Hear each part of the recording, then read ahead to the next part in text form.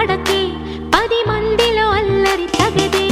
కను చూపులు కలిసే వేళ నా మాటలు కొంచెం వినవే.